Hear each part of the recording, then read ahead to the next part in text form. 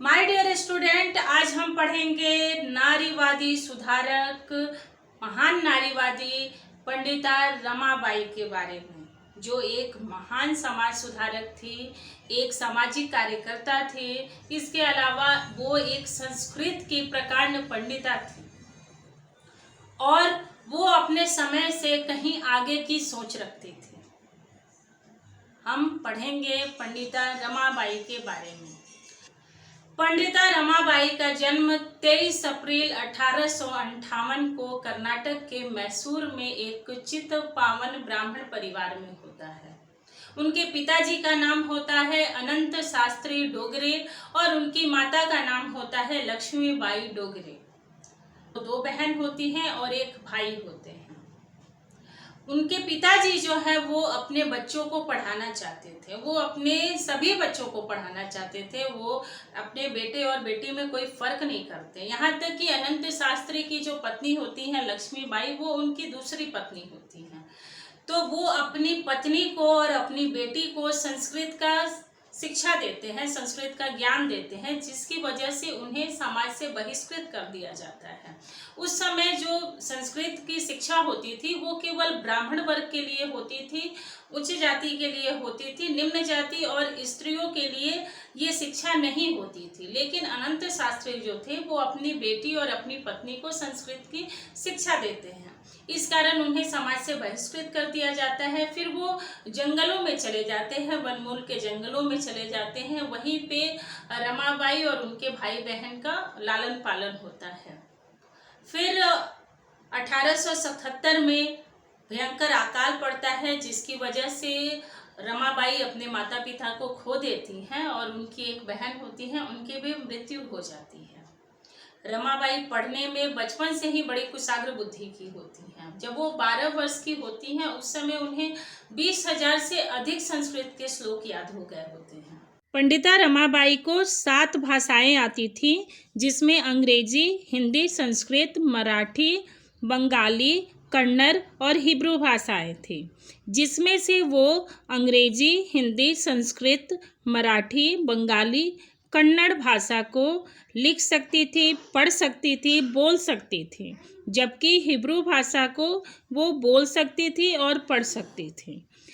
पंडिता रमाबाई ने बाइबल का अनुवाद मराठी में किया था। अब माता पिता की जब मृत्यु हो जाती है तो वो अपने भाई के साथ कलकत्ता चली आती हैं। कलकत्ता जब वो आती हैं तो वहाँ वो कुछ लोगों से मिलती हैं। जब लोग उनके बारे में जानते हैं, देखते हैं कि हाँ, इसे संस्कृत की अच्छी समझ है, अच्छा ज्ञान है, तो उन्हें कलकत्ता में 1878 में उन्हें भाषण के लिए बुलाया जाता है। उनके भाषण से लोग काफ़ी प्रभावित होते हैं और वहीं पे उन्हें पंडिता और सरस्वती की उपाधि दी जाती है। अब बंगाल का जो समाज होता है, बंगाली समाज जो होता है, उस पे इनका प्रभाव स्पष्ट तौर से देखने को मिलता है। इन्हें लोग जानने लगते हैं, समझने लगते हैं। लेकिन फिर क्या होता है कि 1880 में इनके जो भाई होते हैं, इनकी मृत्यु हो जाती है। उसके बाद 1880 में ही अपने भाई की मृत्यु के 6 महीने बाद रमाबाई जो हैं वो समाज से के जो नियम होते हैं, या फिर हम बोले कि आज भी वो नियम हैं, उसे तोड़कर वो अंतरजातीय विवाह कर लेती हैं। एक बंगाली वकील होते हैं जो निम्न जाति के होते हैं, उनका नाम होता है विपिन बिहारी मेधावी। उनसे वो अंतरजातीय विवाह कर लेती हैं। उसके बाद उन्हें एक पुत्री होती है जिसका नाम वो मनोरमा रखती हैं। लेकिन 1882 में ही हैजे के कारण उनके पति की जो है मृत्यु हो जाती है। देखिए, पंडिता रमाबाई जो है उनका मेन फोकस जो है, उनके जो हम विचार जो देखते हैं वो यही होता है कि जब वो अपने पिताजी से ज्ञान प्राप्त कर लेती हैं और जब वो कलकत्ता जाती हैं, उन्हें पंडिता और सरस्वती की उपाधि दी जाती है, तो वो वहाँ गांव-गांव जाकर भाषण देती हैं और बोलती है कि देखिए, ये उपाधि मेरी अकेले की नहीं है, ये सिर्फ मैं ही नहीं पाना चाहती हूँ, ये और भी स्त्रियाँ आगे आएँ, और भी स्त्रियाँ पढ़ें, आगे बढ़ें, वो सब कुछ कर सकती हैं। तो मेन जो इनका फोकस होता है, जो इनका विचार होता है, वो नारियों के उत्थान के लिए होता है। और ये पितृसत्तात्मक समाज जो है, पैट्रियोटिक सोसाइटी जो है, उसकी जो है वो निंदा करती है। वो खुद भी स्वीकार करती हैं कि हमारे यहाँ जो है वो वैदिक पीरियड से में ऐसा कुछ भी नहीं था, लेकिन बाद में जो है तरह तरह की कुरीतियाँ आ जाती हैं। तो इनके पति की मृत्यु हो जाती है 1882 में। उस समय वो समाज के सामने आती हैं और बोलती हैं कि नहीं, मैं कोई मतलब बेचारी वाली ज़िंदगी अपनी नहीं जीऊँगी, क्योंकि मेरे पास मेरी बेटी है और मैं इसे पढ़ाऊँगी, इसे आगे बढ़ाऊँगी और मैं स्वतंत्र स्वच्छंद होकर जीऊँगी और नारियों के लिए काम करूँगी, क्योंकि उनकी इच्छा थी ये कि वो काम करें। वहाँ से वो पूना आ जाती हैं और पूना में आकर वो 1882 में जो है आर्य महिला समाज की स्थापना करती हैं। आर्य महिला समाज का उद्देश्य ये होता है कि स्त्री शिक्षा पे जोर दिया जाए, बाल विवाह को रोका जाए, इस तरह का इसका उद्देश्य होता है और अपने काम में ये लग जाती हैं।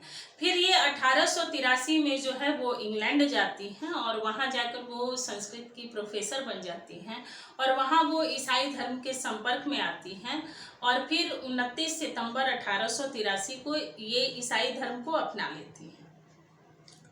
उसके बाद से ये अमेरिका जाती हैं और वहाँ पे भी रमाबाई एसोसिएशन की स्थापना करती हैं, जिसके तहत वहाँ से वो फंड जमा करती हैं भारत में महिलाओं के सुधार के लिए। उनके लिए एक सदन बनाना चाहती थी, जो बाद में वो 1889 में शारदा सदन की स्थापना करती हैं, जिसमें विधवाओं के उत्थान के लिए कार्य किया जाता है। वहाँ पे उन्हें काम सिखाया जाता है, सिलाई कढ़ाई इत्यादि का भी काम सिखाया जाता है। तो इसी के लिए वो अमेरिका में जो है वो रमाबाई एसोसिएशन बनाती है और वहाँ से वो फंड इकट्ठा करती हैं ताकि 10 वर्ष के लिए जो है वो काम किया जा सके।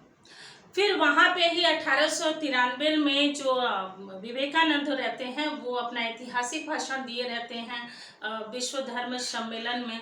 तो वहाँ पे वो बोलती हैं पश्चिम की महिलाओं से कि देखिए, इस बातों पे आप नहीं जाइएगा, क्योंकि हमारे यहाँ जो है जो ये बता रहे हैं कि हमारा धर्म इतना महान है, हमारा देश इतना महान है, तो हमारे देश में स्त्रियों की स्थिति जो है ऐसी क्यों है। और विवेकानंद का ये कुछ औरतों के साथ जाकर विरोध भी करती हैं। तो विवेकानंद जो है वो गुस्सा जाते हैं और वो बोलते हैं कि कुछ लोगों की आदत होती है बुराइयां देखने की, और मैं जो हमारे धर्म में है मैं उसी को बता रहा हूँ, और ये जो है ये लोग ईसाई धर्म से प्रभावित है, इसलिए ऐसी बातें कर रहे हैं। हालांकि हमारे देश में देखिए शुरू से ऐसा नहीं था। हमारे देश में पहले भी बहुत सी महिलाएं पढ़ी लिखी थी। वैदिक पीरियड तक ऐसा कुछ भी नहीं होता है, बाद में आकर ये सब चीज़ें जुड़ जाती हैं। तो विवेकानंद जो है वो हिंदू धर्म के बारे में बताते हैं और वो सही जानकारी देते हैं। हमारे धर्म में कहीं भी स्त्रियों को नीचा नहीं दिखाया गया है। ये तो बाद के समय में ब्राह्मण लोग आकर इस कर्मकांड को जन्म दे देते हैं कि ये ऊंचे हैं नीचे हैं, स्त्रियां सिर्फ घर में रहेंगी पढ़ेंगी नहीं, ऐसा कुछ पहले नहीं था। हमारे वेदों में इस तरह की बातें नहीं लिखी गई हैं। फिर जो है वो अमेरिका से वापस आती हैं, यहाँ पे भारत वापस आ जाती हैं और 1898 में जो है वो कृपा सदन नामक संस्था की स्थापना करती हैं, जिसका उद्देश्य होता है कि जितनी भी पथभ्रष्ट महिलाएं हैं, अगर हम इसे बोले तो जो प्रोस्टिट्यूट लाइन में हैं, उन्हें वो सुधारना चाहती थी, वो उन्हें मुख्य धारा में लाना चाहती थी। तो इसके लिए वो उस सदन की स्थापना करती हैं, जहाँ पे वो औरतों को रखकर उन्हें काम करने की शिक्षा दी जाती है, उन्हें सिखाया जाता है, सिलाई कढ़ाई इत्यादि सिखाया जाता है और उन्हें आत्मनिर्भर होने की शिक्षा दी जाती है। लेकिन रमाबाई पर हमेशा ही यह दोष लगाया गया, बाद में आगे चलकर जब वो ईसाई धर्म अपना लेती हैं तो लोगों के द्वारा ये आरोप लगाया गया कि ये जितने भी संस्थान चल रहे हैं, इनका उद्देश्य औरतों का उत्थान करना नहीं है, बल्कि इसका जो उद्देश्य है वो उद्देश्य है ईसाई धर्म को अपनाने का। यहाँ महिलाओं को रखकर उन्हें ईसाई धर्म अपनाने के लिए कहा जाता है। लेकिन रमाबाई का ऐसा कोई भी उद्देश्य नहीं था, वो सिर्फ स्त्रियों का उत्थान करना चाहती हैं। उनका चौतरफा जो है निंदा होता है, लेकिन सावित्रीबाई फुले और ज्योतिबा फुले के द्वारा इनका समर्थन किया जाता है। ये जो पंडिता रमाबाई जो है वो 2 किताबें लिखती हैं, जिसमें से है ए टेस्टिमोनी है। इसमें वो हिंदू धर्म में जितनी भी कुरीतियां हैं उनके बारे में लिखती हैं और मनुस्मृति की इसमें आलोचना करती हैं। इसके अलावा एक उनकी प्रसिद्ध पुस्तक जो है the high cast Indian women, ये उनकी प्रसिद्ध रचना है, जिसमें वो उन्होंने हाई कास्ट की जितनी भी स्त्रियां हैं जो विडो हो जाती हैं उनके बारे में उन्होंने लिखा है। उन्होंने लिखा है कि जो हाई कास्ट की महिलाएं हैं उनकी क्या क्या समस्याएं हैं, क्योंकि कहीं ना कहीं जो निचली जाति की स्त्रियां थी वो आत्मनिर्भर थी, वो खेतों में जाकर काम करती थी, किन्हीं के घरों में जाकर काम करती थी, लेकिन जो सवर्ण जाति की महिलाएं थी उन्हें घर में ही रहना पड़ता था और उन पे तरह तरह की पाबंदियां भी थी। तो ये जो पुस्तक है इनकी काफ़ी बिकती है, इसकी प्रतियां काफ़ी बिकती हैं और इसके द्वारा जो जो फंड इकट्ठा हुआ रहता है, जो पैसा इकट्ठा हुआ रहता है, उससे वो कर्नाटक के गुलबर्गा में एक स्कूल खोलती हैं लड़कियों के लिए। इसके अलावा वो एक रमाबाई मुक्ति आश्रम की स्थापना करती हैं, जिसमें से शारदा सदन और रमाबाई मुक्ति आश्रम आज भी कार्य कर रहे हैं, महिलाओं के उत्थान के लिए कार्य कर रहे हैं। अब हम रमाबाई के विचारों पर बात करेंगे। रमाबाई जो है 1882 में जो हंटर कमीशन आता है उसमें भी वो अपनी बातों को रखती हैं। रमाबाई का ये कहना था कि महिलाएं जो है वो डॉक्टर जो है उस फील्ड में होनी चाहिए, चिकित्सक होनी चाहिए महिलाएं, क्योंकि जो महिलाएं हैं वो महिलाओं की प्रॉब्लम को अच्छी तरह से समझ सकती हैं और इसके लिए वो उसकी वकालत करती हैं कि महिलाओं के लिए इसमें शिक्षा में व्यवस्था की जाए ताकि इंजीनियर और डॉक्टर भी महिलाएं बन सके। हंटर कमीशन के सामने वो अपने विचारों को प्रस्तुत करती हैं। रमाबाई को 1919 में ब्रिटिश सरकार के द्वारा उनके किए गए सामाजिक कार्यों और प्रयासों के लिए उन्हें केसरे हिंद की उपाधि दी जाती है। उनकी जो बेटी मनोरमा होती हैं वो शारदा सदन की प्रिंसिपल के रूप में काम करती हैं और शारदा सदन जगह जगह पे महिलाओं के उत्थान के लिए बहुत अच्छे से काम करता है, खास करके महाराष्ट्र के क्षेत्र में तो सबसे ज़्यादा।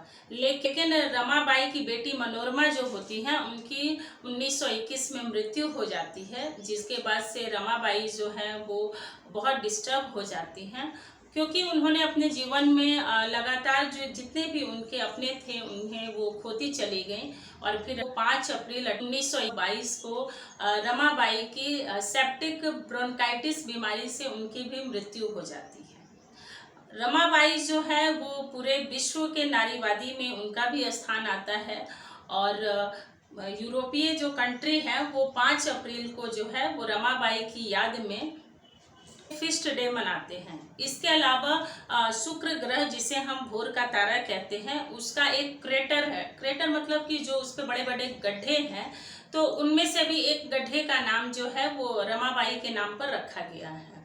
भारत सरकार ने भी रमाबाई के नाम पर डाक टिकट जारी किया था।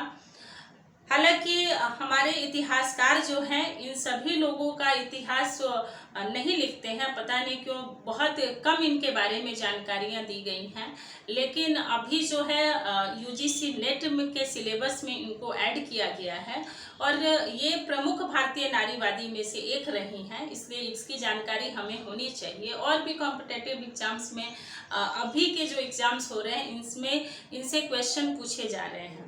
तो ये थी रमाबाई की कहानी। आपको मेरा आज का वीडियो कैसा लगा आप मुझे कमेंट करके ज़रूर बताइए। आप मेरे चैनल को सब्सक्राइब करिए, लाइक करिए, शेयर करिए। धन्यवाद। जय हिंद, जय भारत।